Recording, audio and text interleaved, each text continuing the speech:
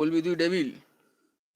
আরে ওর বার্থডে ছিল, নিশাদি ওকে উইশ করেনি, মানে উইশ করতে পারেনি, স্কুলে ফিস্কুলে ছিল তো খেয়াল করেনি, উইশ করতে পারেনি। ও একটু নিশাদির ওপর রেগেছিল।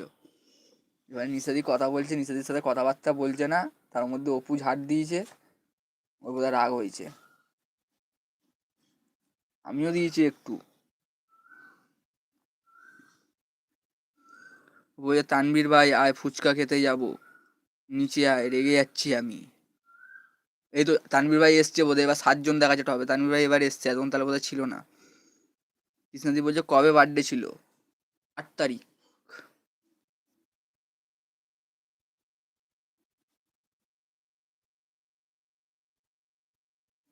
কৃষ্ণাদি তুমি কি করো? যে বিলেটেড হ্যাপি বার্থডে। ওই তানবীর দেখ, কৃষ্ণাদি তোকে হ্যাপি বার্থডে উইশ করছে, রিপ্লাইটা কর তানবীর।